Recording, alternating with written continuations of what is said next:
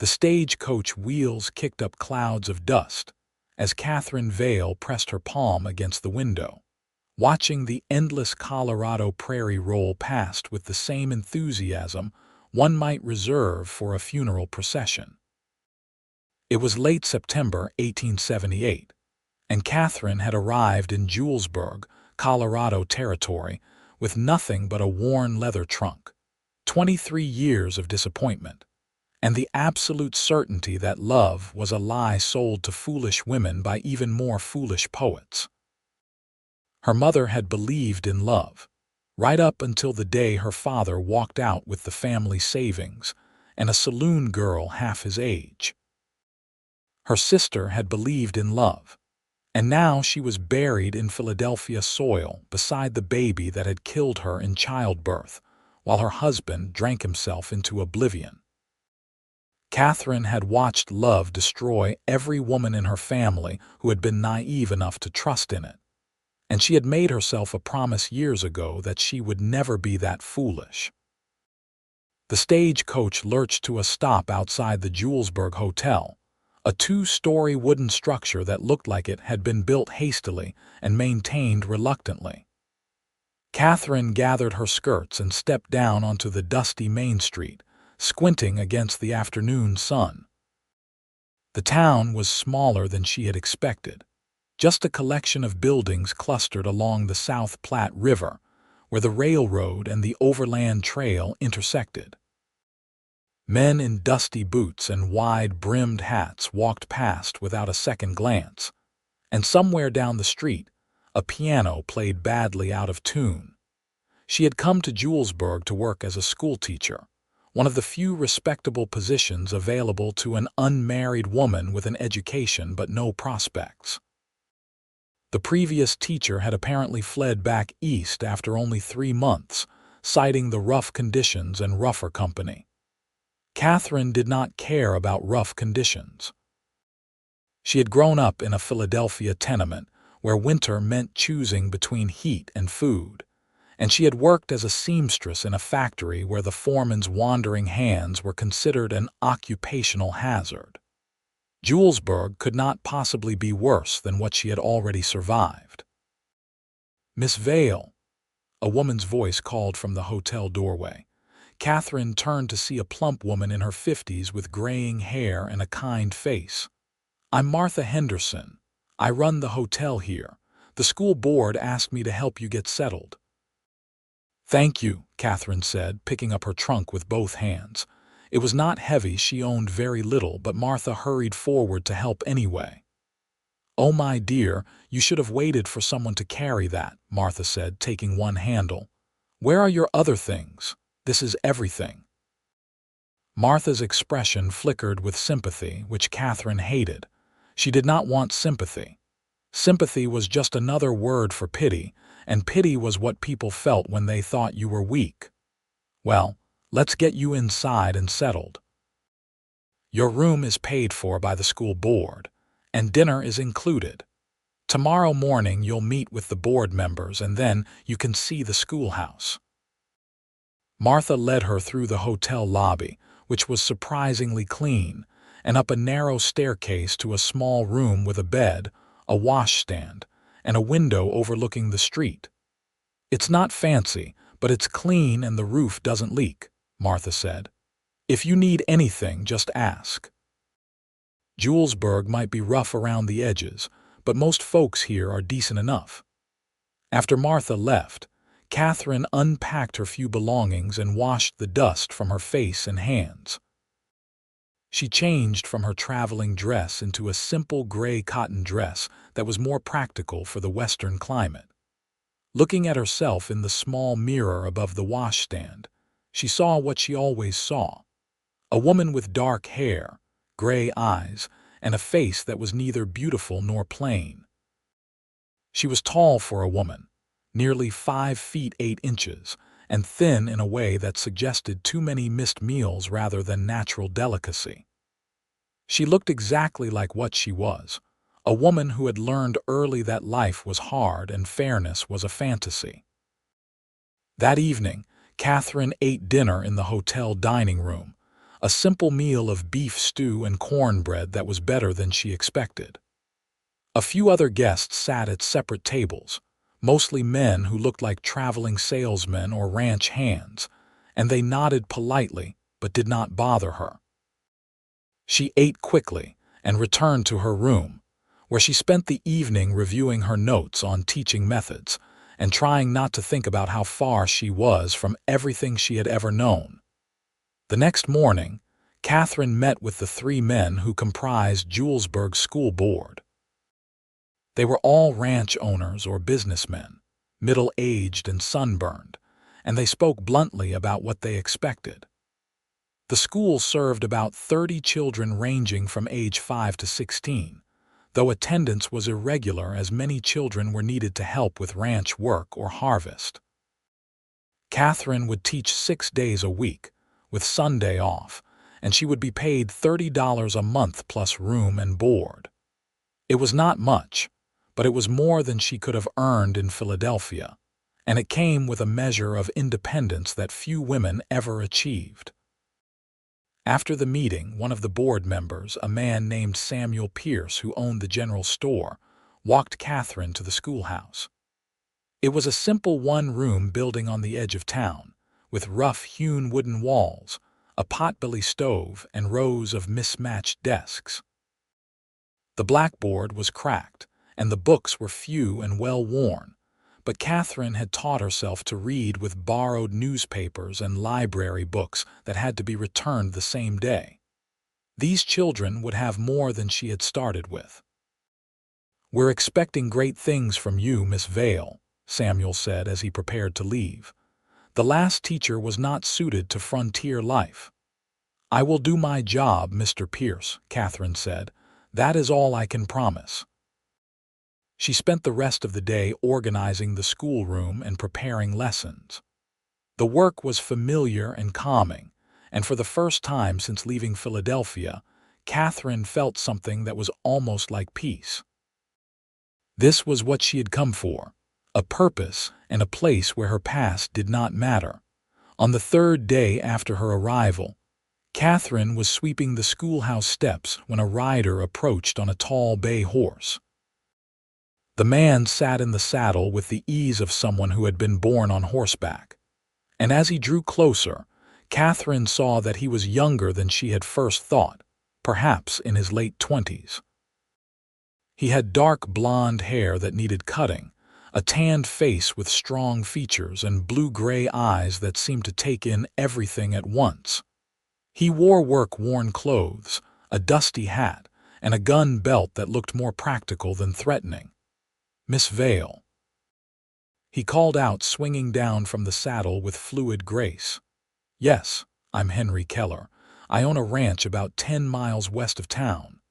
He removed his hat, revealing hair pressed flat from the weight. "I have a daughter, Emma. She's 8 years old and she'll be attending your school." "I look forward to meeting her," Catherine said politely, though she continued sweeping. She had learned that if you kept working, conversations tended to end faster. "I wanted to meet you first, to explain the situation." Henry shifted his weight, looking uncomfortable. "Emma's mother died 4 years ago. It's just been the 2 of us since then, and Emma's not much used to being around other women or children. She might be shy at first." Catherine paused in her sweeping. She recognized that tone in his voice, the careful way he was trying to prepare her for difficulty. "I understand, Mr. Keller. Many of the children here have faced hardships. I will do my best to make Emma feel welcome." Henry nodded slowly, studying her face as if trying to determine whether she meant what she said. "I appreciate that. Emma's smart, real smart, but she's been isolated out at the ranch. I've taught her what I can, but I know she needs more than I can give her." "Then bring her to school tomorrow and we'll begin," Catherine said, resuming her sweeping. "Now, if you'll excuse me, I have work to finish." She expected him to leave, but he remained standing there, still holding his hat. "Miss Vale, if you don't mind my asking, what brings a woman like you to Julesburg?" Catherine stopped sweeping and fixed him with a cool look. "I am here to teach, Mr. Keller, which is exactly what I intend to do. My reasons for coming are my own." Most men would have been offended or embarrassed by such a direct dismissal, but Henry just nodded and settled his hat back on his head. "Fair enough. I'll bring Emma by tomorrow morning. Thank you for your time." He swung back into the saddle and rode off, leaving Catherine standing on the schoolhouse steps feeling oddly unsettled. There had been nothing inappropriate in his manner, nothing forward or presumptuous, but something about the encounter had disturbed her careful composure. Perhaps it was the way he had looked at her, not with the calculating interest of men who saw unmarried women as prey, but with a straightforward openness that suggested he saw her as a person rather than a problem or an opportunity. Catherine shook her head and went back inside to finish her work. It did not matter what Henry Keller thought or how he looked at her. She was here to teach his daughter and the other children of Julesburg, not to entertain foolish thoughts about a rancher with kind eyes. The next morning, Catherine rang the school bell at 8 o'clock sharp, and children began trickling in from various directions. Some came from town, walking in small groups and chattering loudly.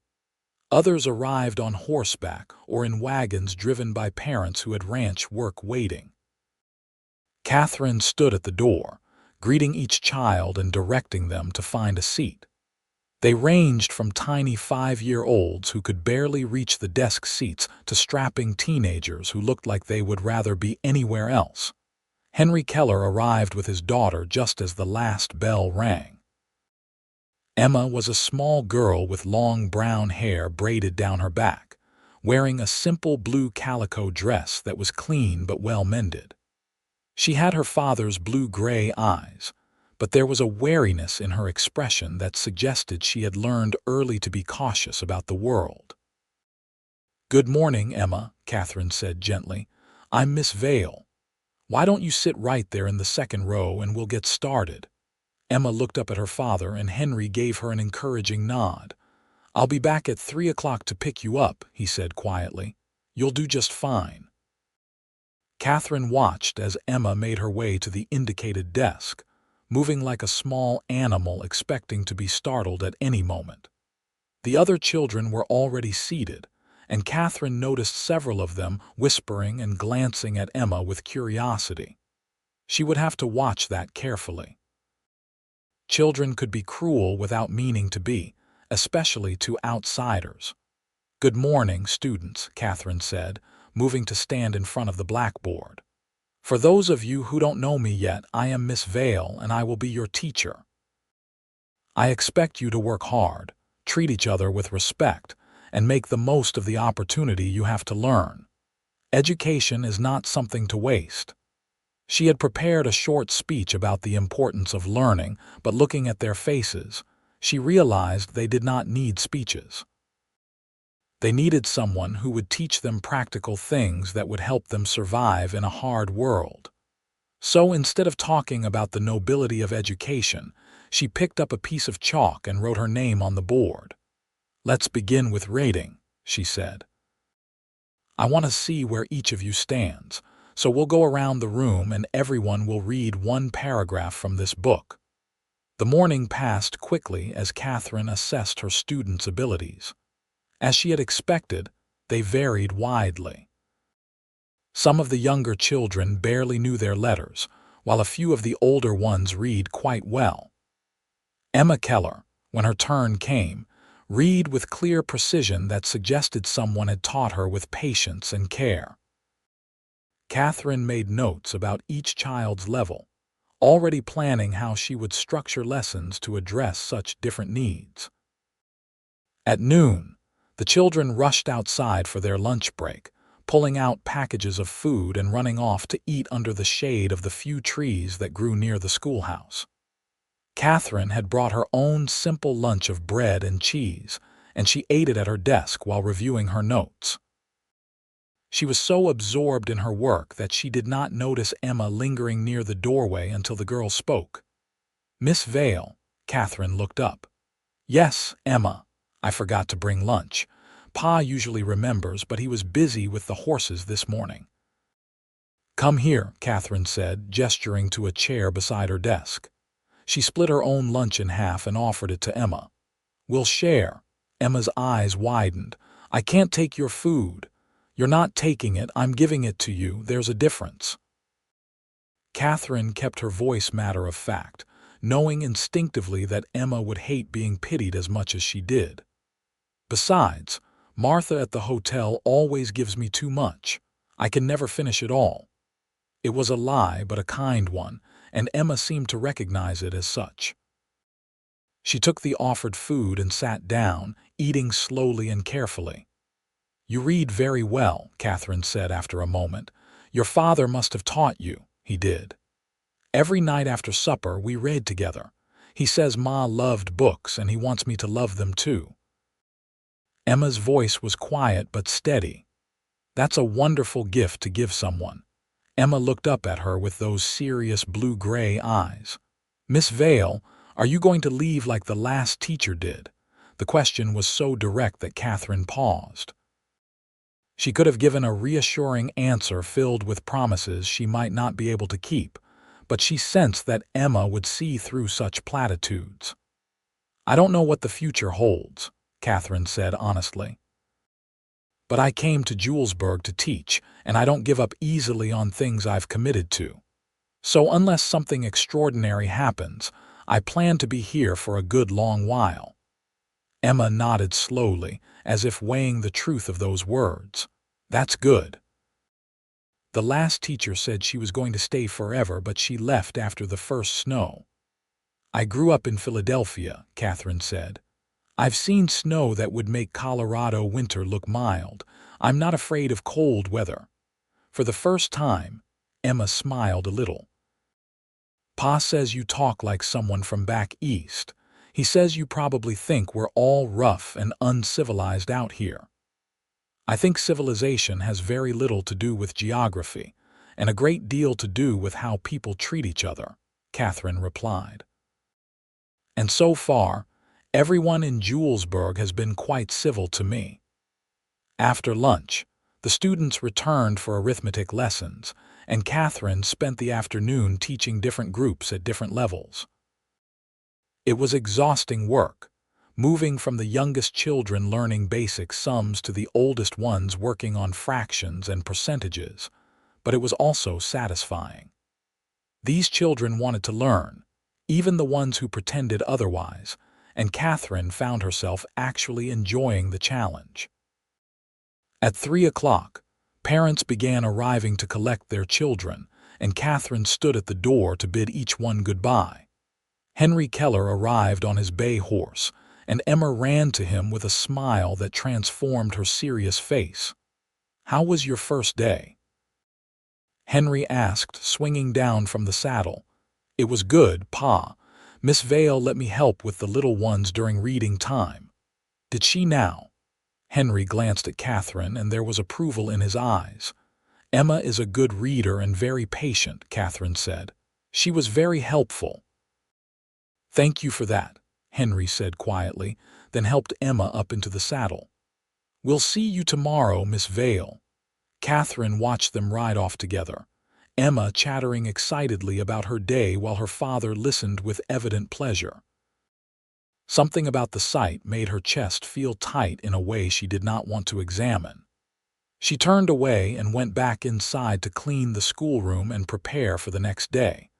The weeks that followed fell into a comfortable rhythm. Catherine taught 6 days a week, and each evening she had dinner at the hotel before returning to her room to grade papers and prepare lessons. She had little time for anything else, which suited her fine. Work was a reliable companion, demanding but fair, and it never disappointed her the way people always seemed to. Emma Keller became one of her best students, and Catherine found herself looking forward to the girls' questions and observations. Emma had a quick mind and an honest curiosity about the world that reminded Catherine of herself at that age, before life had taught her to stop asking questions. Sometimes, Henry would arrive early to pick up Emma, and he would stand at the back of the classroom watching the lesson with an expression that suggested he was learning as much as the children were. One afternoon in late October, Catherine dismissed the class and was erasing the blackboard when she realized Henry had not left with Emma. She turned to find him still standing by the door, hat in hand. "Mr. Keller, did you need something?" "I wanted to thank you properly for what you've done for Emma," he said, stepping forward. "She's like a different child since school started. She smiles more, talks more, and she's not so lonely anymore." "That's what happens when children are given the opportunity to learn and socialize with others their age," Catherine said, keeping her voice professional. "Emma is a bright girl. She just needed the chance to show it. It's more than that." Henry looked at her intently. "You've been kind to her, patient with her. Not just as a teacher, but as a person. That matters more than you might think." Catherine felt heat rising in her cheeks, which annoyed her. She was not a blushing girl to be flustered by compliments. "I am simply doing my job, Mr. Keller." "No, you're doing more than that." He paused, seeming to search for words. "Miss Vale, I know you're a private person and I respect that, but I wanted you to know that what you're doing here, it makes a difference. Not just to Emma, but to all these children, and to this town." "I appreciate your words," Catherine said stiffly, uncomfortable with the sincerity in his voice. "Now, if you'll excuse me, I have work to finish." Henry nodded and left, but Catherine found herself unable to return to her work. She stood at the window, watching him ride away with Emma, and felt that uncomfortable tightness in her chest again. She did not want to feel anything for Henry Keller beyond professional courtesy. Feelings were dangerous. They made you vulnerable, made you hope, and hope was just a prelude to disappointment. That evening, Martha knocked on Catherine's door and invited her downstairs for tea. Catherine almost declined, but she sensed that Martha would not take no for an answer, so she followed the older woman down to the hotel kitchen where 2 cups of steaming tea waited on the table. "You've been here almost 2 months now," Martha said, settling into a chair with a comfortable sigh. "How are you finding Julesburg?" "It's adequate," Catherine said, which was true. She had not expected to like the town, and she did not, but she also did not dislike it. "Just adequate." Martha raised an eyebrow. "That's not exactly a ringing endorsement. I came here to work, Mrs. Henderson, not to fall in love with a place." "What about falling in love with a person?" Catherine's hand tightened on her teacup. "I have no interest in that either." "Now that's a shame," Martha said gently. "You're a young woman, Catherine. You should have more in your life than just work." "Work is enough. Work is reliable." Catherine met Martha's eyes steadily. "Love is not." "Someone hurt you badly, didn't they?" "It was not really a question." "Many someones," Catherine said. "But that's in the past, and I prefer to leave it there." Martha was quiet for a moment, sipping her tea thoughtfully. "You know, when I was about your age, I thought the same thing. My first husband was a drunk who beat me when he'd had too much whiskey. When he died falling off a horse, I swore I'd never let another man near me. Love had shown me its worst side, and I wanted nothing more to do with it." Catherine said nothing, but she listened. "Then I met George, my second husband. He was patient with me, never pushed, never demanded. Just showed up every day being kind and decent, until I finally realized that my first husband hadn't taught me about love at all. He'd only taught me about cruelty. Real love was something entirely different." Martha smiled sadly. "George died 5 years ago, and I miss him every single day. But I wouldn't trade those years we had together for anything, even knowing how much it would hurt to lose him." "I'm sorry for your loss," Catherine said quietly. "Don't be sorry for the loss. Be happy that I found something worth losing." Martha reached across the table and patted Catherine's hand. "All I'm saying is, don't close yourself off so completely that you miss something good when it comes along. Not all men are like the ones who hurt you." Catherine nodded politely, but in her heart she remained unconvinced. Martha meant well, but she did not understand. Catherine had not just been hurt once or twice. She had watched love destroy her mother, her sister, every woman she had ever cared about. The problem was not finding the right man. The problem was that love itself was a trap, a pretty lie that ended in pain and loss and regret. November brought colder weather and the first real snow of the season. The children arrived at school bundled in coats and scarves, their cheeks red from the cold, and Catherine kept the potbelly stove burning hot enough to keep the little ones from shivering. She taught lessons on Colorado history and geography, on arithmetic and reading and writing, and she watched her students grow more confident and capable with each passing week. Emma continued to thrive, and Henry continued to arrive early some afternoons to watch the lessons.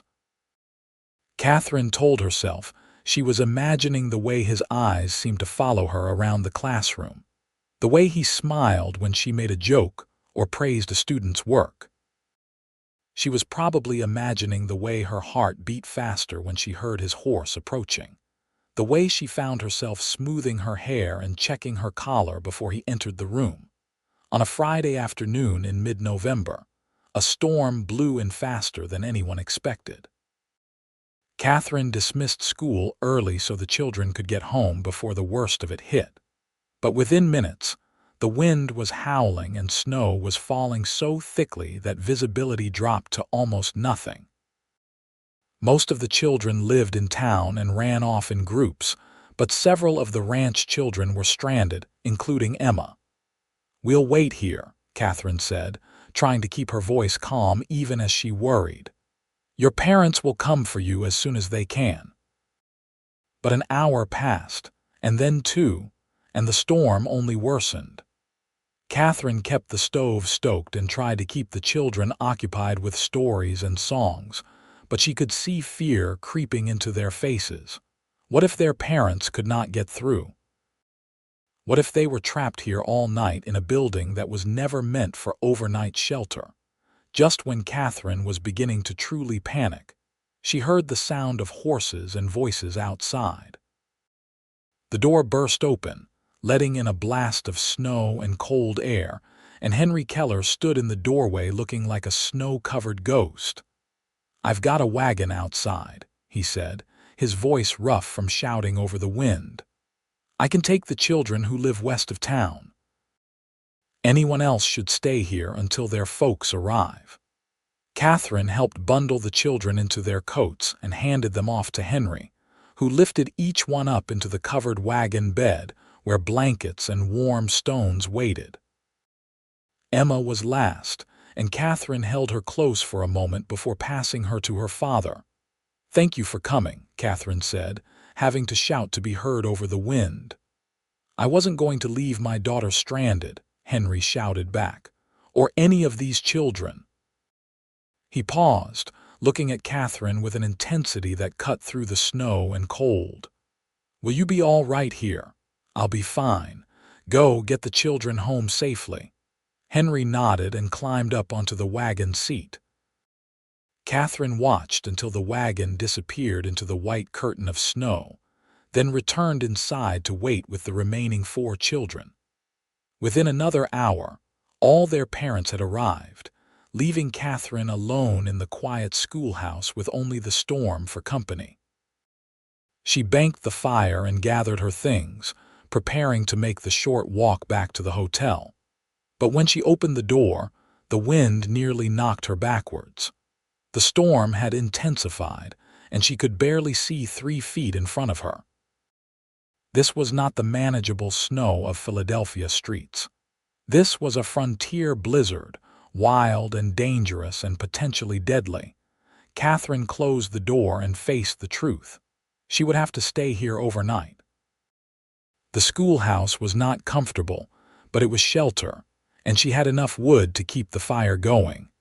She had survived worse than one uncomfortable night. She pulled two of the student desks together to make a kind of bed, wrapped herself in her coat and shawl, and settled down as close to the stove as she safely could. Outside, the wind howled like a living thing, rattling the windows and walls. Inside, Catherine lay in the firelight and told herself firmly that she was fine, that morning would come, that this was just another challenge to be endured. She must have dozed off eventually, because she woke to the sound of pounding on the door. Disoriented and stiff from sleeping in such an awkward position, Catherine stumbled to the door and opened it. Henry Keller stood there, covered in snow, leading his horse by the reins.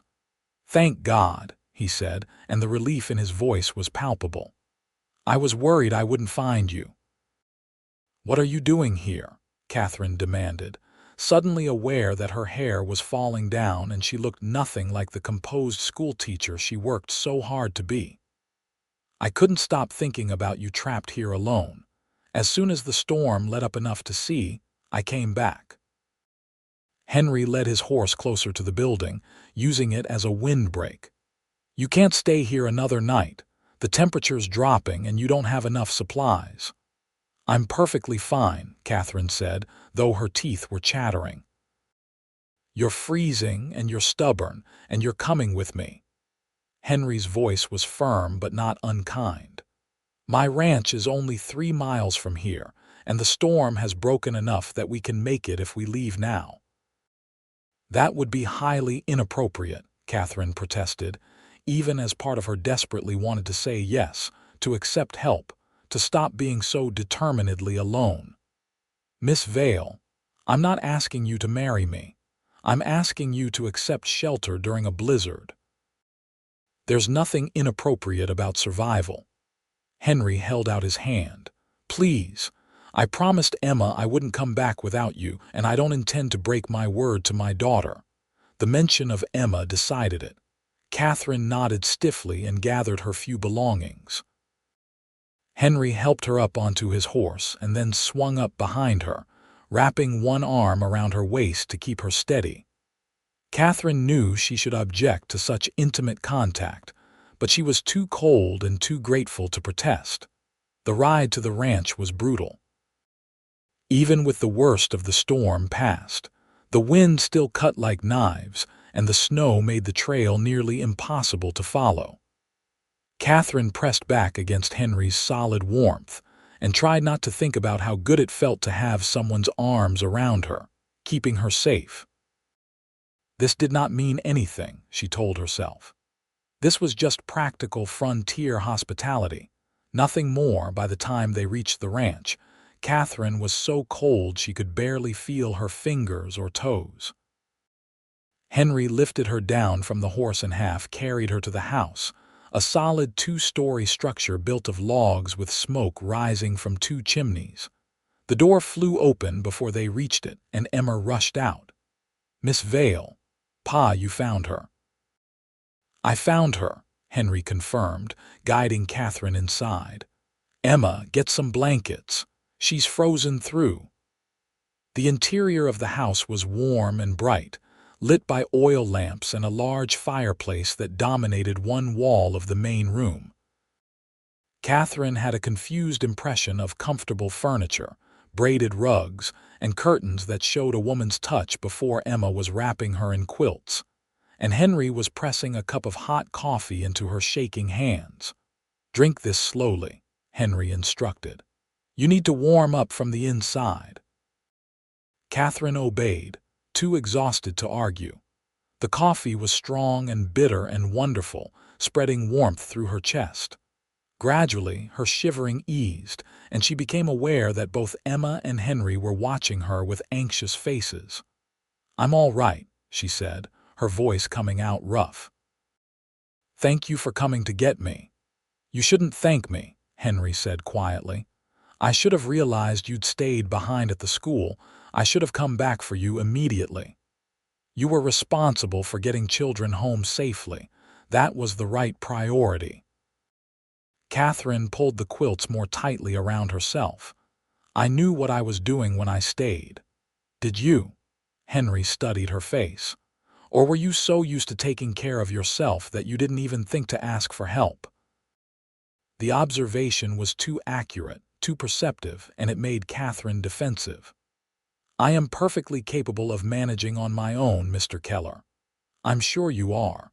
But the question is, why do you always have to?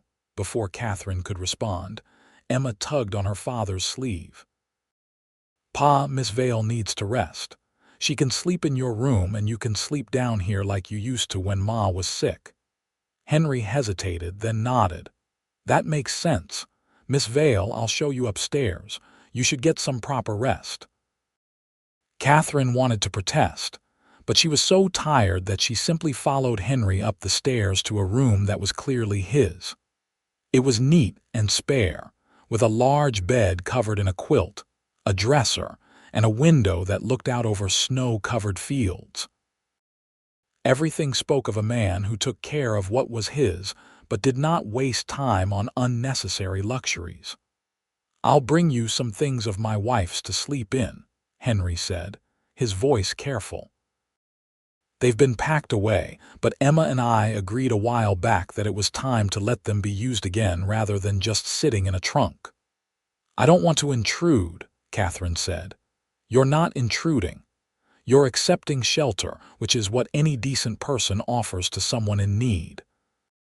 Henry paused at the door. My wife's name was Sarah. She died of pneumonia 4 years ago this winter. For a long time, I couldn't stand to be in this room because everywhere I looked I saw her. But time passes and grief changes.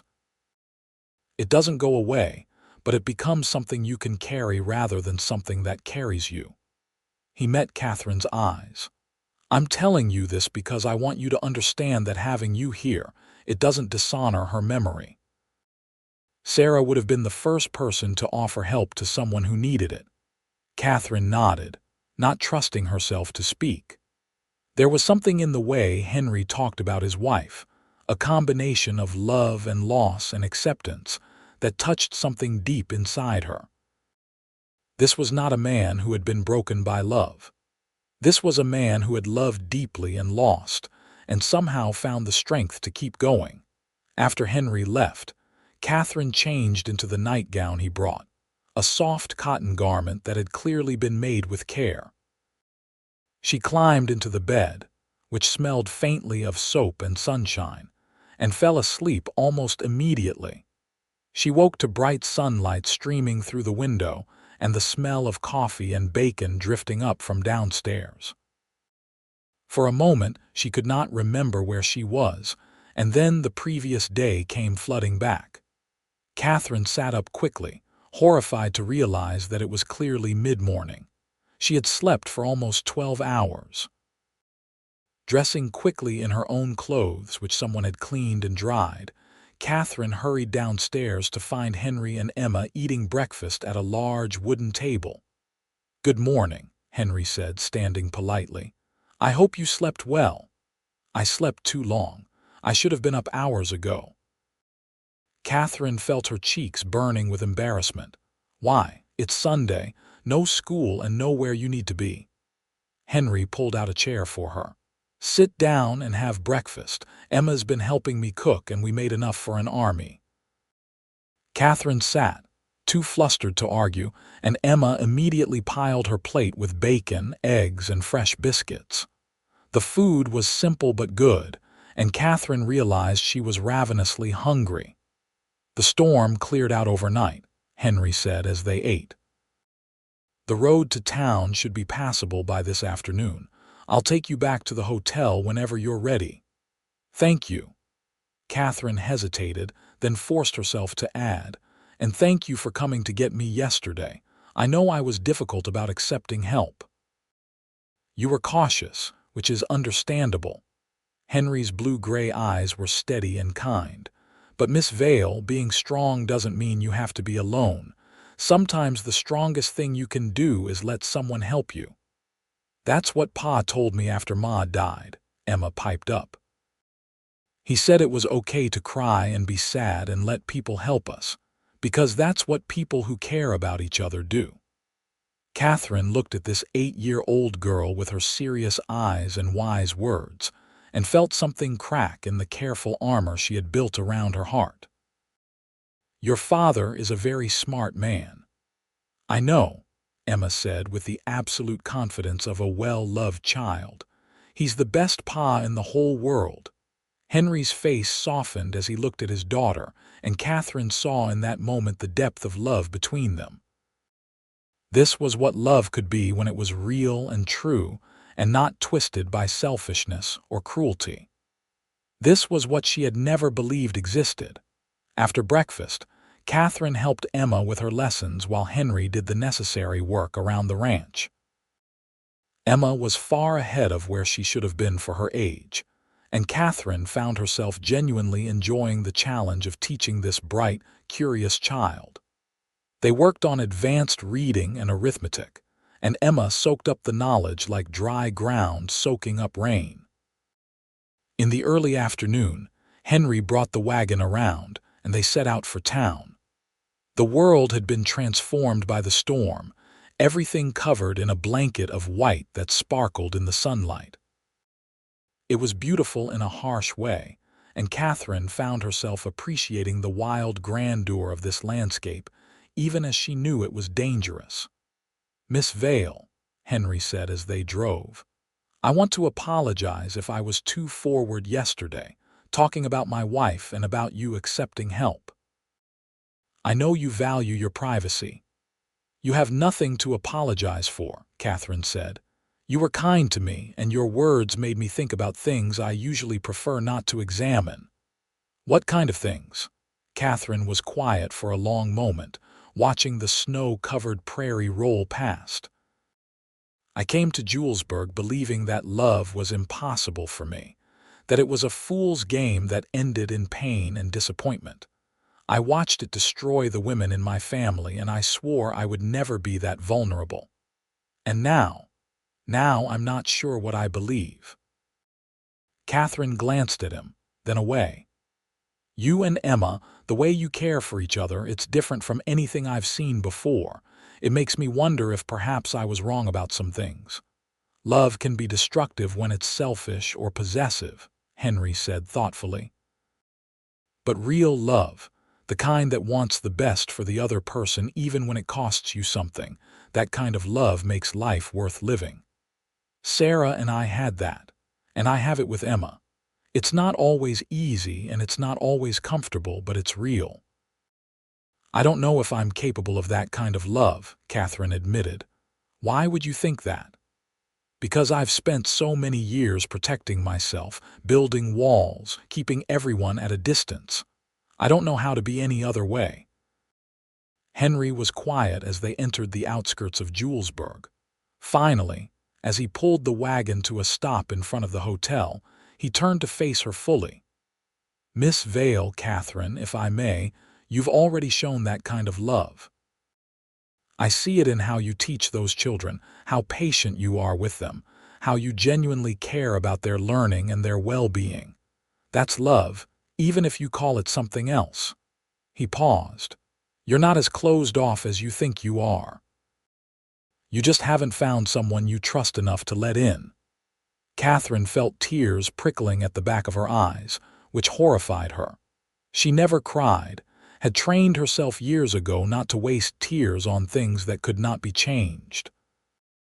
"Thank you for bringing me home," she said, climbing down from the wagon quickly before he could see how much his words had affected her. "And thank you for everything else." She hurried into the hotel before he could respond, before she could do something foolish like admit that his words had found their way past all her careful defenses. She did not look back, but she felt him watching her, and that awareness followed her all the way up to her room. The next few weeks passed in a blur of teaching and preparing for the Christmas pageant that the town expected the school to put on. Catherine threw herself into the work, directing the children in songs and recitations, helping them make decorations, and trying not to think about Henry Keller and the way he had looked at her when he talked about love. but it was impossible not to think about him because Emma was there every day, bright and eager and full of stories about life on the ranch. And sometimes, Henry would arrive early to pick Emma up, and he would help move desks or carry wood for the stove. And they would talk about ordinary things in a way that felt extraordinary because Catherine had never had a man treat her like an equal, like someone whose thoughts and opinions mattered. One afternoon in mid-December, Henry arrived to find Catherine trying to hang garland across the front of the classroom. She was balanced precariously on a desk, stretching to reach the nails she had hammered into the wall, when her foot slipped. She felt herself falling and had time to think that this was going to hurt before strong hands caught her around the waist. "I've got you," Henry said, setting her safely on her feet but not immediately letting go. Catherine found herself pressed against his chest, his hands still on her waist, looking up into his blue-gray eyes. For a moment neither of them moved, and the air between them seemed to crackle with something Catherine did not want to name. "Thank you," she said breathlessly, stepping back and smoothing her skirts with shaking hands. "I should have waited for a taller ladder. Or you could have asked for help." Henry's voice was gentle, not reproachful. "I'm not good at asking for help. I've noticed." He smiled, and it transformed his face from merely handsome to something that made Catherine's heart skip. "How about this? I'll offer to help before you have to ask, and you work on being willing to accept. That seems a rather one-sided arrangement in your favor, does it? I'm not so sure." Henry moved to pick up the garland that had fallen during her near accident. "How about I hang this for you, and you can tell me if I'm getting it straight?" They worked together for the next hour, decorating the schoolroom while Emma and the other children who had stayed late ran around outside in the snow. It was comfortable and domestic, and Catherine found herself laughing at Henry's stories about ranch life and sharing her own carefully edited stories about growing up in Philadelphia. "You must miss the city," Henry said as he hammered in the last nail. "Sometimes," Catherine admitted. "I miss the libraries and the museums, but I don't miss the crowds or the poverty or the sense that no matter how hard you worked, you'd never get ahead." "Is that why you came west?" "I came west because there was nothing left for me there. My mother died 2 years ago and my sister was already gone. I had no family, no prospects, and no reason to stay." Catherine looked around the schoolroom, now bright with decorations made by children's hands. "I came to Julesburg expecting nothing except a job and a place to sleep. I didn't expect to find something that felt almost like home." "Almost like home." Henry stepped down from the desk and turned to face her. "What would make it feel completely like home?" Catherine met his eyes and saw the question behind the question. She knew what he was really asking, knew that this was a moment that could change everything if she was brave enough to take it. "I don't know," she said honestly. "I've never had a real home. I've had places I lived, but never anywhere that felt like where I belonged." "Maybe you just haven't found it yet." Henry moved closer, close enough that she could see the gold flecks in his eyes, the small scar on his chin, the lines at the corners of his eyes from squinting into the sun. "Or maybe you have found it, but you're too scared to admit it." "I'm not scared," Catherine said, but her voice shook. "Yes, you are, and that's all right. I'm scared too." Henry reached out slowly, giving her time to step away, and gently tucked a loose strand of hair behind her ear. "I swore after Sarah died that I would never love anyone that way again. It hurt too much to lose her, and I didn't think my heart could survive that kind of pain a second time. So I built my life around Emma and the ranch, and I told myself that was enough." "What changed?" "You walked into my life with your gray eyes and your sharp tongue, and your absolute determination not to need anyone." Henry's hand lingered near her face, not quite touching but close enough that she could feel the warmth of his skin. You reminded me that I'm not dead yet, that there's more to life than just surviving. And I realized that, yes, loving someone is a risk. But not loving anyone, shutting yourself off from that possibility, that's not safety. That's just a different kind of death. Catherine felt like she could not breathe. Everything he was saying resonated with things she had been trying not to feel, trying not to admit even to herself. "I don't know how to do this," she whispered. "I don't know how to trust someone not to hurt me." "I can't promise I'll never hurt you," Henry said quietly. "People who love each other hurt each other sometimes, even when they don't mean to. But I can promise that I will never intentionally cause you pain. I can promise that I will respect you and value you and try every day to be worthy of whatever trust you give me." He paused. "And I can promise that impossible doesn't mean never. It just means not yet found. And Catherine, I think maybe we've found something worth taking a risk for." Before she could overthink it, before fear could make her retreat back into safety, Catherine reached up and placed her hand against his cheek. Henry went very still, barely breathing, as if afraid to startle her. "I think you might be right," Catherine said. "I think I've been so busy protecting myself from pain that I forgot to leave room for anything good. So what do we do about that? I suppose we start small.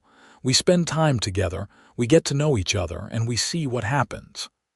Catherine managed a shaky smile. "And I work on believing that maybe, just maybe, love doesn't have to be impossible."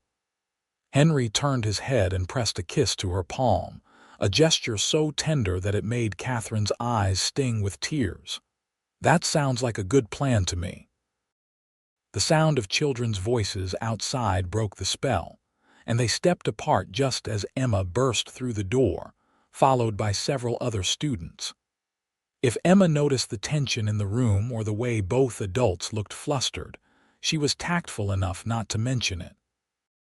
That evening, Catherine sat in her hotel room and wrote a letter to her mother's old friend in Philadelphia, the one person from her old life who still occasionally wrote to her. For the first time, she found herself writing honestly about her life in Julesburg, about the children she taught, and the town that was slowly becoming home, and about Henry Keller, a rancher who was teaching her that maybe love was not impossible after all. Christmas came with all the bustle and excitement that a small frontier town could muster.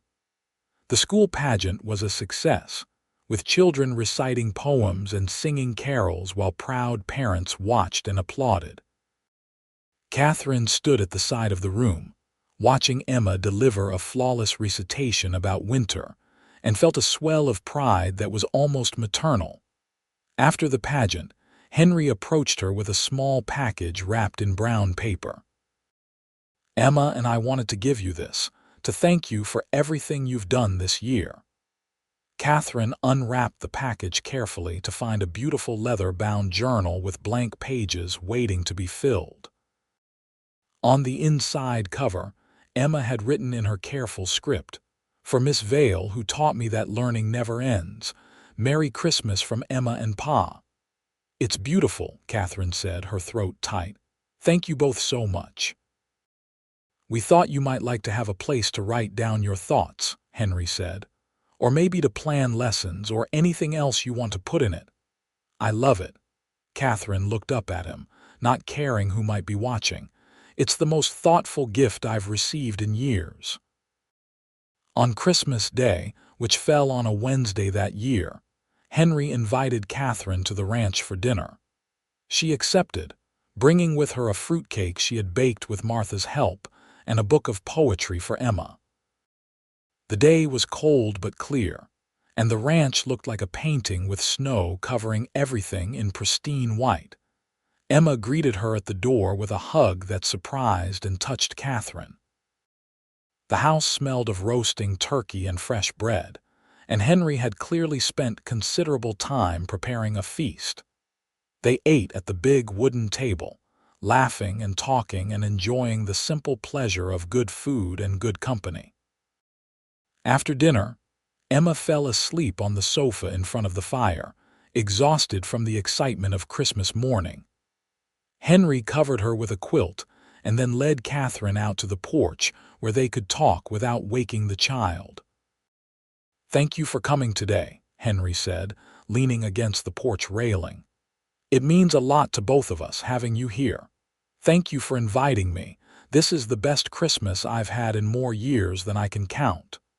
Catherine stood beside him, looking out at the snowy landscape.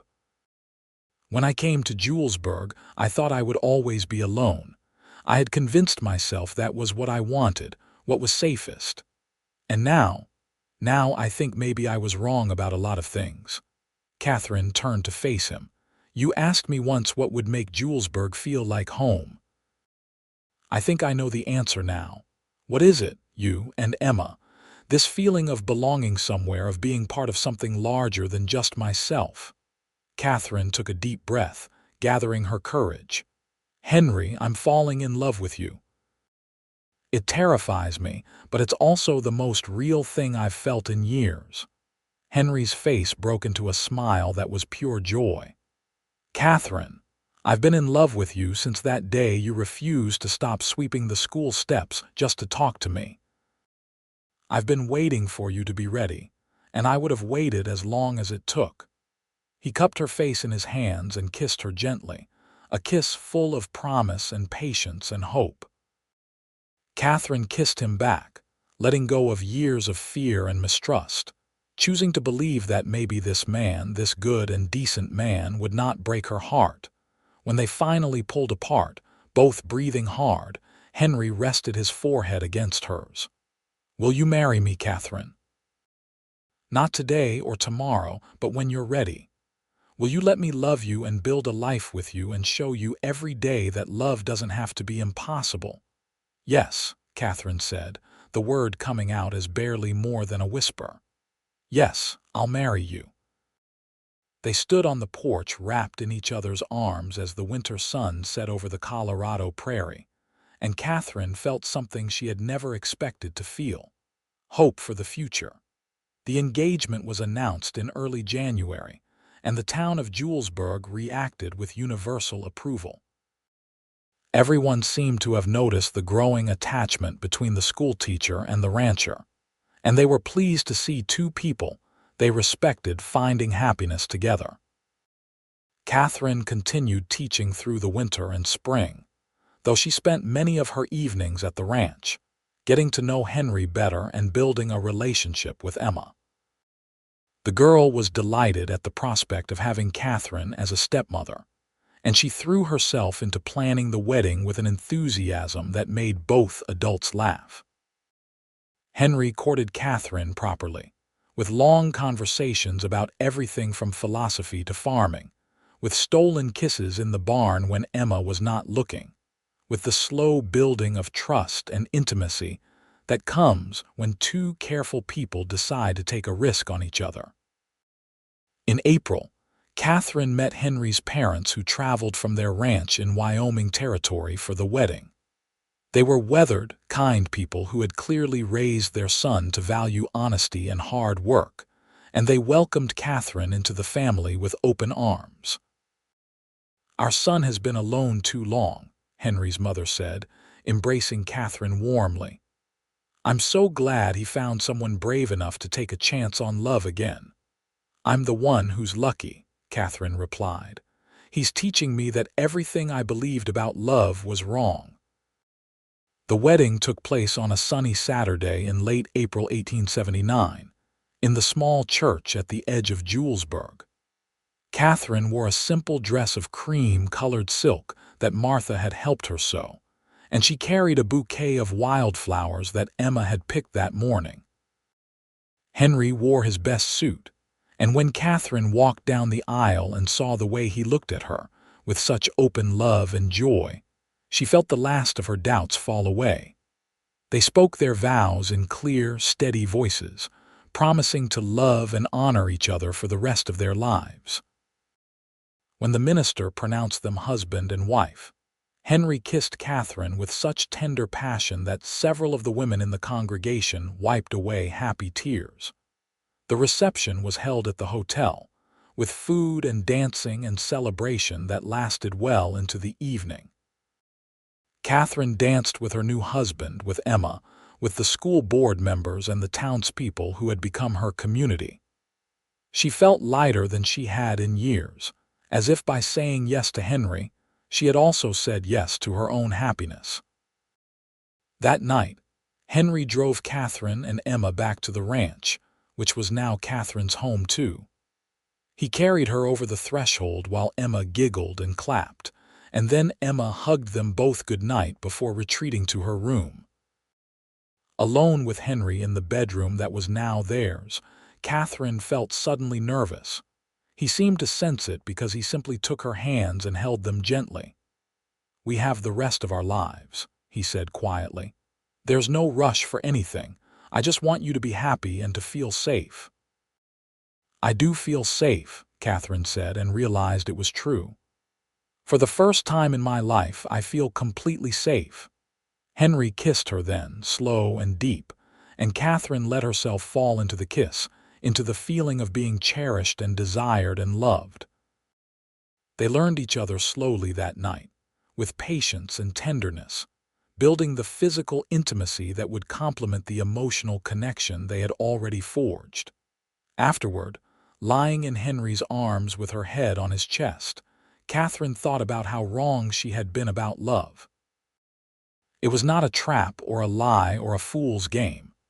It was this: two people choosing each other every day, building something together that was stronger than either of them alone, taking the risk of pain because the possibility of joy was worth it. "I love you," she whispered into the darkness. "I love you too," Henry replied, his arms tightening around her. "And I promise you, Catherine, I will spend every day for the rest of my life proving that love is not impossible. It's the most real thing in the world." The next months were an adjustment as Catherine learned to balance her roles as teacher, wife, and stepmother. It was not always easy. There were moments when her old instinct to retreat behind walls of self-protection would surface, when fear would whisper that she was too happy, that something would surely go wrong. But Henry was patient with her fears, talking her through them, showing her again and again that he was not going anywhere. And Emma helped too, with her complete confidence in Catherine's place in their family. The three of them built routines and traditions, creating their own version of family that honored Sarah's memory while also making room for new love. Catherine continued teaching through the spring term, and in early summer she discovered she was pregnant. The news filled her with a complicated mixture of joy and terror. Her own sister had died in childbirth, and the memory haunted her. Henry held her while she cried out her fears, and then he said firmly, "I won't lie to you and say nothing can go wrong. But Catherine, you're strong, and Dr. Mitchell is a good doctor, and I will be with you every step of the way. We'll face this together, like we face everything else." His calm confidence helped, and so did Emma's excitement at the prospect of a baby brother or sister. Catherine worked on letting go of her fear and embracing the idea of bringing a new life into the world, a child who would be born into love rather than the dysfunction that had marked her own childhood. She taught until early December, when her pregnancy made it difficult to keep up with the demands of the classroom. A new teacher was hired to take over for the winter term, a young man fresh from Denver who seemed capable enough.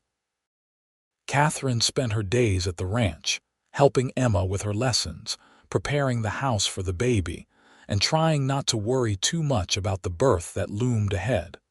On a cold January night in 1880, Catherine went into labor. Henry rode through darkness to fetch Dr. Mitchell, and then he held Catherine's hand while she struggled through hours of pain.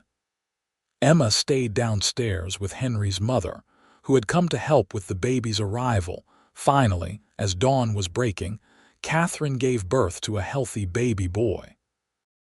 She held him in her arms, exhausted and overwhelmed and more grateful than she had words to express, while Henry sat beside her with tears streaming down his face. "He's perfect," Henry whispered. "You're perfect. Thank you, Catherine. Thank you for trusting me, for trusting us, for giving me this gift." They named the baby James after Henry's grandfather, and he became the center of their world. Emma was a devoted big sister, always wanting to help feed or hold her baby brother. Catherine recovered slowly from the difficult birth, and Henry took over much of the baby's care in those early weeks, walking the floor with James at night and changing diapers without complaint. Watching him with their son, Catherine realized that this was what love looked like when it was real. It was not the grand gestures or passionate declarations. It was Henry waking at 3 in the morning to care for a crying baby so Catherine could rest. It was Emma reading to her baby brother, even though he could not understand the words yet. It was the way Henry still looked at Catherine like she was the most beautiful thing he had ever seen, even when she was covered in spit up and had not slept in days. As winter melted into spring, Catherine found her strength returning. She took up teaching again at the start of the new term, bringing James with her to school and letting the older girls take turns holding him when he needed attention. It was unconventional, but Julesburg was a frontier town where people did what was necessary to survive, and no one objected to the schoolteacher's baby being part of the classroom. Emma thrived under Catherine's continued instruction, and by the time she was 10 years old, she was reading at a level that would have been appropriate for a girl several years older. Catherine took deep pride in her stepdaughter's accomplishments, and their relationship deepened into something that felt as real as any biological bond could have been. Henry's ranch prospered as cattle prices rose, and he proved to have a talent for breeding horses that were strong, intelligent, and well-suited to the harsh Colorado climate. The family's financial situation improved, though they remained modest in their spending, both Catherine and Henry having learned early in life not to take prosperity for granted. In the summer of 1881, Catherine found herself pregnant again. This time the news brought joy without the paralyzing fear that had accompanied her first pregnancy. She knew what to expect, knew she could survive it, and most importantly, she trusted Henry to be there with her no matter what happened. Their daughter was born in March 1882, a healthy baby girl with her mother's gray eyes and her father's blonde hair. They named her Sarah, after Henry's first wife, a decision that Catherine suggested and Henry accepted with gratitude. It felt right to honor the woman who had loved Henry first, who had given him Emma, and who would have wanted nothing more than for Henry to find happiness again. Emma, now 11 years old, was enchanted with her baby sister and took on the role of helper with enthusiasm. James, at 2 years old, was less interested in the baby and more interested in following his father everywhere, already showing signs of the rancher he would someday become. Catherine's life had become almost unrecognizable from the one she had lived just a few years earlier. She had a husband who loved her, 3 children who brought her joy, a home that felt safe and warm, and a community that valued her contributions. She no longer spent her evenings alone in a hotel room preparing lessons. Instead, she spent them in a comfortable house full of laughter and noise, helping Emma with homework while Henry rocked baby Sarah to sleep, and James played with his toy horses on the floor. One evening in late spring, after all the children were finally asleep, Catherine and Henry sat together on the porch watching the sun set over the prairie. Henry had his arm around her shoulders, and Catherine leaned into his warmth with the comfortable ease of long familiarity. "Do you ever think about how different your life would be if you had never come to Julesburg?" Henry asked. "Sometimes," Catherine admitted. I would probably still be teaching in some Philadelphia factory school, living in a boarding house, spending my evenings alone. I would have been safe in the way I thought I wanted to be safe, but I would never have really lived. I'm glad you came here. I'm glad you gave me a chance. Henry pressed a kiss to the top of her head. You know what I think about sometimes? That day when I first met you at the school, and you were so determined to keep sweeping those steps, so determined not to let me into your life. If I had given up then, if I had accepted your walls at face value, we would have both missed out on all of this. I'm glad you were persistent, Catherine said. I'm glad you saw past my defenses to the person I was underneath all that fear. You were never as closed off as you thought you were, Henry said. I saw it in the way you cared for those children, the way you made sure Emma felt welcome even when you were keeping me at a distance. You just needed someone to show you that love could be different from what you had seen before. Catherine turned to look up at her husband's face, at the lines that time and sun and laughter had etched around his eyes, at the strength and kindness that had never wavered in all the time she had known him. You showed me that impossible just means not yet found, she said softly. I came to Julesburg believing that love was impossible for me, that I was too broken or too damaged or too scared to ever trust anyone that completely. But you were patient with me. You showed me, day after day, that love could be kind and steady and true. You proved me wrong about everything I thought I knew. We proved each other wrong, Henry corrected gently. I thought I was done with love after Sarah died. I thought I had used up my one chance at happiness. But then you walked into my life and showed me that the heart has more capacity than we give it credit for. Loving you doesn't diminish what I felt for Sarah. It just proves that love can grow and change and happen more than once if we're brave enough to let it. They sat in comfortable silence as the stars began to appear in the darkening sky. Catherine thought about the journey that had brought her to this moment, all the pain and loss and fear that had almost prevented her from finding this happiness. She thought about her mother and sister, about the women in her family who had been destroyed by love, and she understood now that they had not been destroyed by love itself, but by the absence of the kind of love she had found with Henry. Real love, the kind that lasted, was not about possession or control or losing yourself in another person. It was about choosing to build something together while remaining fully yourself. It was about trust and respect and the willingness to be vulnerable. It was work and commitment and the decision to stay even when things got hard. I want to tell you something, Catherine said suddenly. When I was a girl, I used to imagine what my life would be like when I grew up. I thought about becoming a teacher, about having independence and purpose. But I never once imagined this, a family of my own, a home where I felt safe and loved. I couldn't imagine it because I didn't think it was possible. I thought I was too damaged for this kind of happiness. Catherine. Henry turned to face her fully, taking both her hands in his. You were never damaged. You were hurt, yes. You had been disappointed and let down by people who should have protected you. But damaged? No. You were one of the strongest, most capable people I had ever met. You just needed to find someone who would love you not in spite of your strength but because of it. That's exactly what you did, Catherine whispered. You loved me as I am, not as you wanted me to be. You never tried to change me or fix me or make me smaller so you could feel bigger.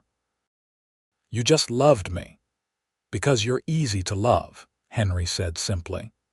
Even when you were trying your hardest to push me away, even when you were so determined to be alone, I could see the person underneath.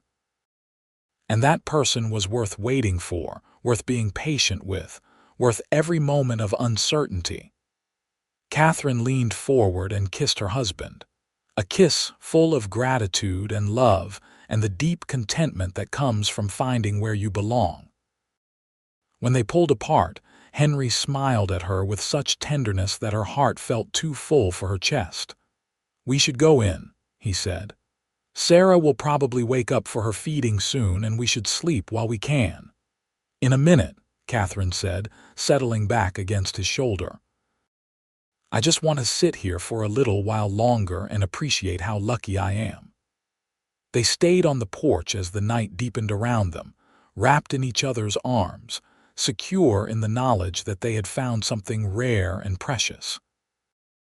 Catherine thought about the schoolteacher who had arrived in Julesburg 2.5 years earlier, so certain that love was impossible, so determined to protect herself from pain. That woman felt like a stranger now, someone from another life. This Catherine, the one who was a wife and mother and teacher, the one who had learned to trust and hope and love, she was the person Catherine was always meant to be. She had just needed to find the right place and the right person to help her become that self. The years that followed were not without challenges. There were difficult winters and financial worries, childhood illnesses that kept Catherine up at night with fear, and the ordinary struggles that every marriage faces. But through it all, Catherine and Henry held fast to each other and to the love they had built. Emma grew into a young woman who was as smart as her stepmother and as kind as her father. She graduated from Catherine's school at the top of her class and went on to attend a women's college in Denver, eventually becoming a teacher herself. She married a good man, a doctor who had come west to serve the growing population of Colorado, and she gave Henry and Catherine their first grandchildren.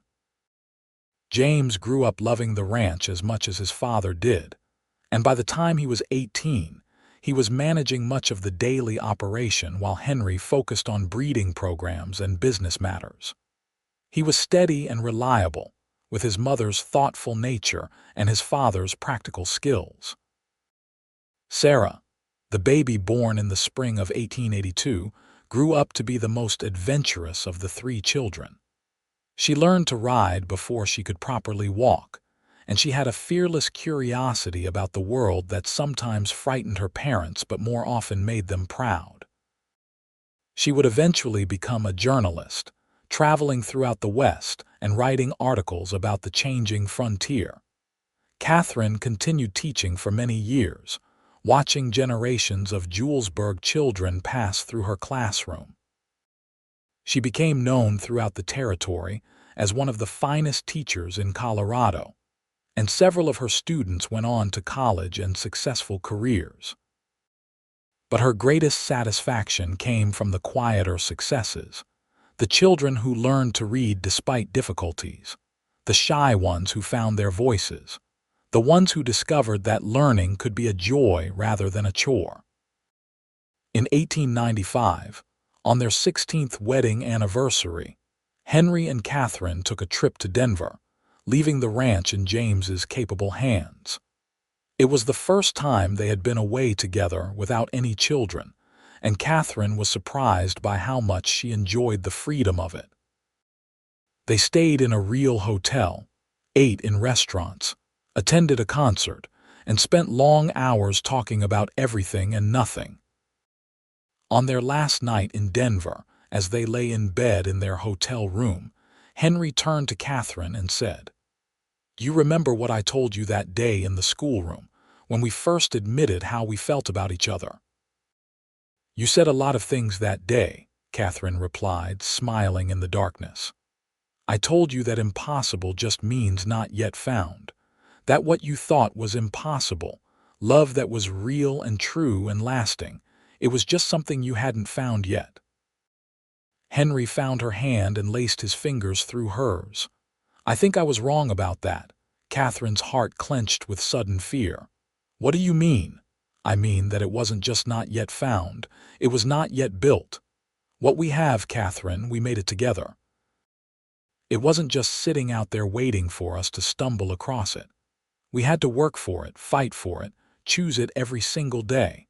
We had to be brave enough to tear down walls and vulnerable enough to trust each other.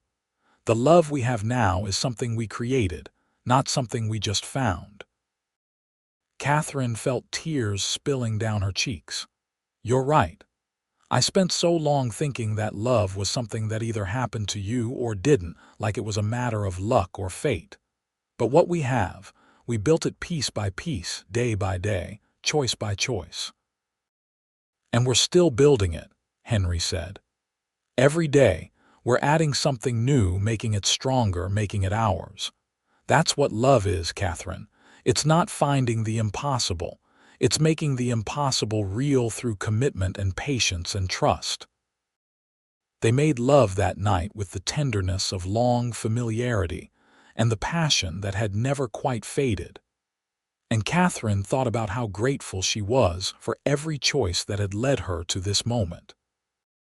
The choice to come to Julesburg, the choice to accept Henry's help during that blizzard, the choice to let down her walls and trust him with her heart. Each choice had been difficult. Each one had required courage she was not sure she possessed, but each one had been worth it. The years continued to pass, bringing the new century and all the changes it entailed. Julesburg grew from a rough frontier town into a proper community with paved streets and electric lights. The Wild West that Catherine had first encountered in 1878 gradually transformed into something more settled and civilized. Catherine and Henry grew older together, their hair turning gray, their faces lining with age, their bodies slowing down. But the love between them never diminished. If anything, it deepened with time, becoming something more profound than the passion of their early days. It was a love built on decades of shared experience, on raising children and weathering storms and choosing each other again and again. In 1910, on a warm summer evening, Catherine and Henry sat on their porch watching their grandchildren play in the yard. Emma's 3 children were visiting for the summer, and the house was full of noise and laughter and life. James lived on a neighboring section of the ranch with his wife and 2 sons, and Sarah was due to arrive any day from San Francisco, where she had been covering a story about the changing face of the West. We did good, Henry said, his hand finding Catherine's as naturally as breathing. Look at all of this, Catherine. Look at what we built. Catherine looked at the children playing, at the ranch that had prospered under Henry's care, at the house that had grown and expanded to accommodate their growing family. But more than any of that, she looked at the man beside her, the one who had shown her that love was not only possible but transformative. You saved me, she said softly. No, Henry corrected gently. I loved you. You saved yourself by being brave enough to accept that love. As the sun set over the Colorado prairie, painting the sky in shades of orange and pink and gold, Catherine reflected on the life she had built. She was 60 years old now, and she had been married to Henry for 31 years. She had taught hundreds of children, raised 3 of her own, and helped build a community that would outlast her. But more than any of those accomplishments, she had learned that love was not impossible. It was hard, yes. It required courage and trust and a willingness to be vulnerable. It required work and patience and the decision to keep choosing it even when it would be easier to walk away. But it was not impossible. She was living proof of that. I love you, she said to Henry, the words as true now as they had been the first time she spoke them over 3 decades ago. Thank you for showing me that impossible just means not yet found. Thank you for being brave enough to find it with me, Henry replied, and he kissed her as the stars began to appear in the darkening sky, the same stars that had watched over them through all the years of their life together.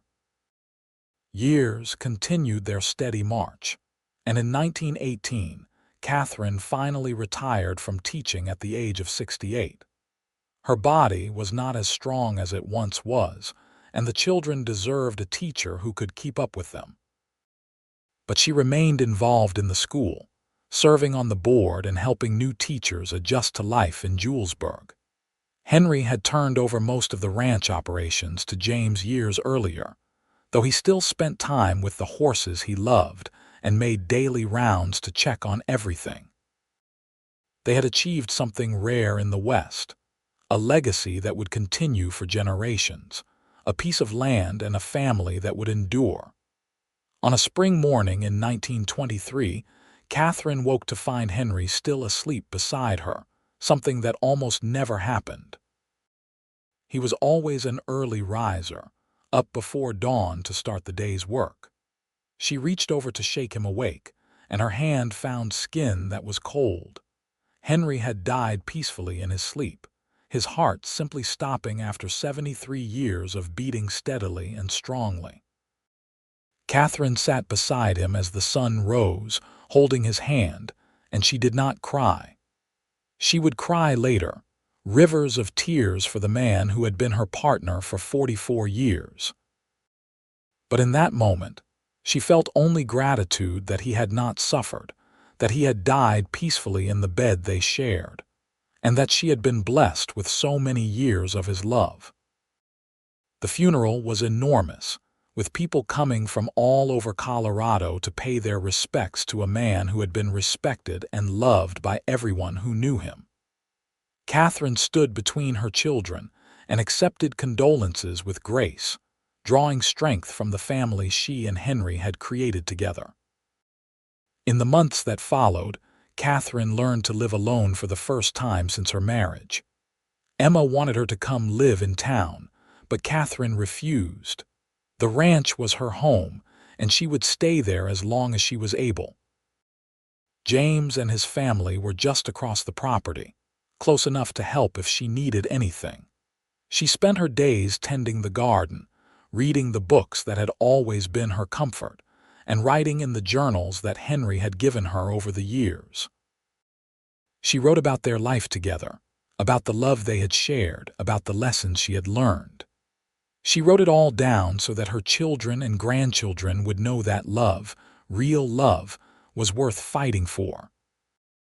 On her 75th birthday in 1925, surrounded by her 3 children, 8 grandchildren, and 2 great-grandchildren, Catherine looked around the table and felt Henry's presence as clearly as if he were sitting beside her. He was in Emma's kindness, James's steadiness, Sarah's adventurous spirit. He was in the way her grandchildren laughed and the way her great-grandchildren looked at the world with open curiosity. "I have something I want to say," Catherine announced, tapping her glass to get everyone's attention. The room fell quiet, all eyes turning to the matriarch of the family. "When I was a young woman, I believed that love was impossible for me. I thought I was too damaged, too scared, too broken to ever trust anyone that completely. I came to Colorado expecting to live my whole life alone, and I was content with that, because I thought it was the only way to protect myself from pain." She paused, looking at each of her children in turn. "But your father showed me that I was wrong. He showed me that love is not something that just happens to you. It's something you build, something you choose, something you work at every single day. He taught me that impossible doesn't mean never. It just means not yet found. And I found it with him. We built something together that was stronger than either of us alone, and that love created all of you, and all of this." Catherine gestured around the table, at the family that had grown from 2 people who had chosen to take a risk on each other. "So I want you all to remember this. Love is not easy and it's not guaranteed, but it is possible, even when you think it's not. Especially when you think it's not. You just have to be brave enough to accept it when it finds you and strong enough to fight for it every single day." Emma was crying openly now, and even James had to wipe his eyes. Sarah stood and raised her glass. "To Mother and Father," she said, "and to the love that created all of us." "To Mother and Father," the room echoed, and they drank to the memory of a love that had transformed everything it touched. Catherine lived for 3 more years, watching her family grow and thrive, secure in the knowledge that she had done what she came to Colorado to do. She had taught hundreds of children. She had built a life and a family. And most importantly, she had learned that love was not impossible after all. On a quiet morning in February 1928, Catherine died in her sleep in the same bed where Henry had died 5 years earlier.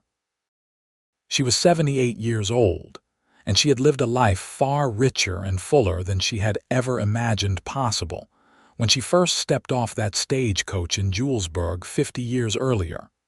At her funeral, Emma spoke about a mother who had taught her to read and think and question. James spoke about a mother who had shown him that strength came in many forms. Sarah spoke about a mother who had demonstrated every day that it was never too late to change, to grow, to become the person you were meant to be. They buried Catherine beside Henry in the small cemetery overlooking the ranch they had built together. The headstone was simple, bearing just their names and dates and one line that Catherine had requested years earlier. Love is not impossible. It is simply waiting to be found. The ranch continued for generations, passing from James to his children and grandchildren. The house that Henry built was expanded and modernized, but the bones of it remained the same. And in that house, the story of Catherine and Henry was told and retold, becoming family legend. A reminder to each new generation that love, real love, was worth every risk and every moment of vulnerability required to find it. Emma went on to become a renowned educator, eventually founding a women's college in Denver that provided quality education to young women throughout the West. She never forgot the lessons her stepmother had taught her, both in the classroom and out of it. James's descendants continued to run the ranch, maintaining the breeding programs that Henry had started and building it into one of the most respected horse ranches in Colorado. The Keller name became synonymous with quality and integrity in the ranching community. Sarah's journalism career took her all over the world, but she always came back to Colorado, to the ranch where she had been born and the graves of the parents who had loved her so well. She wrote a book in her later years about the transformation of the American West, and she dedicated it to Catherine and Henry, the two people who had shown her what it meant to build something lasting in a changing world. The schoolhouse where Catherine taught for so many years was eventually replaced by a larger, more modern building, but a plaque was placed on the site honoring her decades of service to the children of Julesburg. For generations, children attended school there and learned not just reading and writing and arithmetic, but also the lessons that Catherine had embodied. That education was power, that knowledge was freedom, and that it was never too late to change your life. And on quiet evenings, when the light slanted just right across the Colorado prairie, local people would swear they could see two figures sitting on the porch of the old Keller ranch house, holding hands and watching the sunset together. It was just a trick of the light, of course, or perhaps wishful thinking. But those who believed in love, real love that lasted beyond death and time, liked to think it was something more. The enduring presence of two people who had found each other against all odds and built something that even death could not diminish. The story of Catherine and Henry became more than just family history. It became a testament to the transformative power of love, to the courage required to trust again after being hurt, to the strength needed to tear down walls and let someone in. It was a reminder that impossible did not mean never. It just meant not yet found. And for anyone who doubted, who thought that love was a lie or a trap or something only other people got to experience, the story of the schoolteacher who came to Julesburg believing love was impossible, and the rancher who showed her it was simply waiting to be found, was proof that miracles could happen, even in the harsh and unforgiving landscape of the Wild West. Because in the end, Love was not about grand gestures or perfect moments. It was about showing up every day, about choosing each other again and again, about building something together that was stronger than either person alone. It was about patience and trust, and the willingness to be vulnerable even when every instinct screamed to protect yourself. Catherine had come to Colorado Territory in 1878 as a woman who had given up on love, who had seen too much pain and loss to believe in happy endings. But she left this world in 1928 as a woman who had experienced love in its truest, deepest form, who had built a family and a legacy that would endure for generations, who had proven to herself and everyone who knew her that impossible was just another word for not yet achieved. And that was perhaps the greatest lesson of all, that we are not defined by our fears or our past hurts or our certainty that some things can never be. We are defined by our willingness to take risks, to trust again, to believe that maybe, just maybe, the impossible is simply waiting for us to find it. Henry and Catherine had found their impossible together, and in doing so, they had created something that would outlast them both. A love story for the ages, a testament to the power of hope, and a reminder that the best stories are not about people who never fall but about people who get up again, who keep trying, who refuse to let fear write the ending to their story. The Colorado prairie that had witnessed their first meeting continued to roll endlessly under vast skies, indifferent to human drama but somehow still carrying the echo of every vow spoken, every kiss shared, every moment of connection between two people who chose love over fear. And somewhere in the wind that whispered through the grass, you could hear the truth that Catherine and Henry had discovered together. Love was not impossible. It was simply the bravest thing you could choose to do.